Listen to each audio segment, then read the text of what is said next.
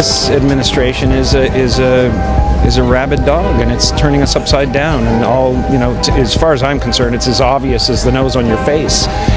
Guy with potential to ruin everything that is good in the world.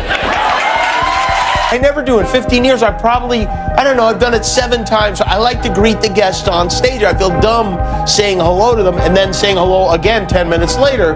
But I digress. None of that actually happened, but I'm sure he'll clear it all up here. But he's waiting for me. 2 or 3 times I did a show before this whole. Now I wouldn't do a show. That guy's terrible. But I do a show, and he's standing out on Hollywood, Boulevard, and he's standing there, opening up the door, like going great. Oh, hello.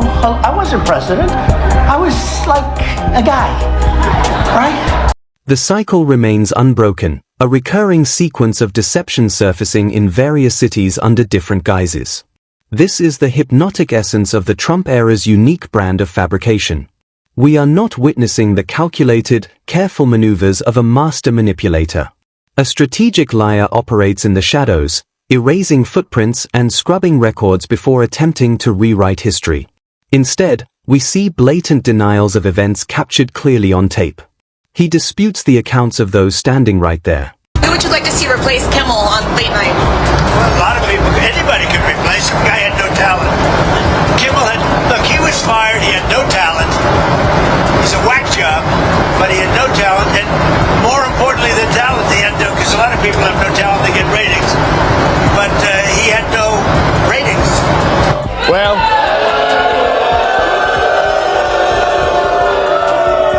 I do tonight.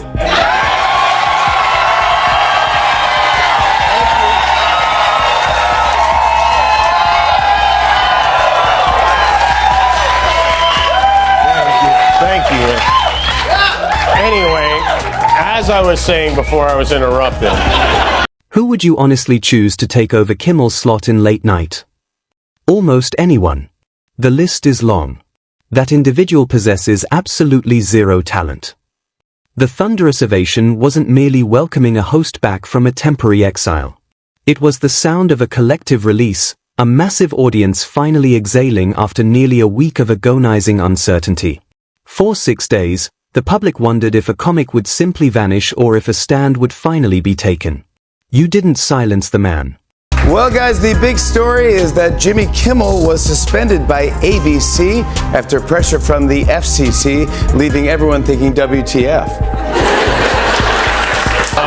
It's been overwhelming. I've heard from a lot of people over the last 6 days. I've heard from all the people in the world over the last 6 days. Everyone I have ever met has reached out 10 or 11 times. It took less than a week for this firestorm to encircle the globe and return with a vengeance. Celebrities, reporters, world leaders, and even citizens who had never once engaged in activism were suddenly hyper-focused on this singular moment.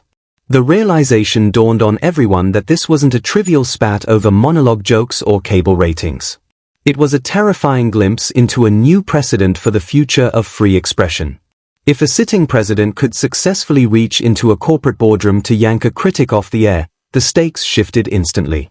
This wasn't just about the fate of comedy, it was about who truly holds the power of the microphone and who exactly decides what we see. I am a person who gets a lot of threats. I get many ugly and scary threats against my life, my wife, my kids, my co-workers because of what I choose to say. And I know those threats don't come from the kind of people on the right who I know and love. So that's what I wanted to say on that subject. But he did his best to cancel me. Instead, he forced millions of people to watch the show. That backfired bigly. He might have to release the Epstein files to distract us from this now. That final statement hit with the weight of a gavel because it captured the ultimate irony. The White House's aggressive campaign to muzzle Kimmel transformed into the most lucrative promotional engine in late-night history. A massive wave of viewers suddenly felt compelled to watch, driven by the fact that a president tried to make him a ghost. Trump didn't terminate the show, he made it mandatory. This administration is a rabid dog, and it's turning us upside down. And as far as I'm concerned, it's as obvious as the nose on your face. Carrey transformed his frustration into vivid, raw masterpieces that bypassed the filters of traditional news anchors. From Robert Mueller's grip on the presidency to mocking the Space Force before its first launch, His canvas captured a visceral reality that words simply couldn't touch. These weren't mere jokes, they were visual sentences handed down from an easel rather than a court. Because this was independent art, the usual threats failed. No lawsuits or FCC complaints could scrub these images from the public consciousness. It proves that a painting is far more resilient than any broadcast schedule could ever be. Over the summer, Trump announced he was going to build a big, beautiful ballroom, but promised it would not in any way affect the structure of the White House. And then he demolished the White House and left his Secretary of the Treasury to explain why. Why didn't the president tell the public he was going to tear down the entire East Wing, which, as you know, is a part of the People's House? I think this was a judgment call on the president. The president is a master builder. You know, I don't know. I assume that maybe parts of the East Wing could have been asbestos, could have been mold. Not just comedy.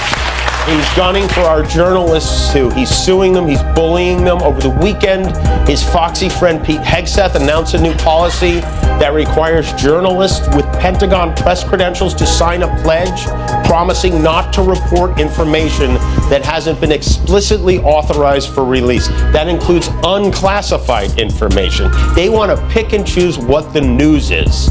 This is where it stops being funny, because this isn't about late night anymore. This is about what comes next when the comedians have been dealt with, when the journalists are next, when the press credentials come with a loyalty pledge. The humor evaporates here because the implications stretch far beyond a simple monologue or a comedy sketch. We are looking at a future where the media's survival depends on a pledge of total submission to the crown. When journalists are targeted and transparency becomes a crime, the very foundations of truth begin to crumble. Kimmel highlighted the cold reality. This isn't just an attack on a few jokes.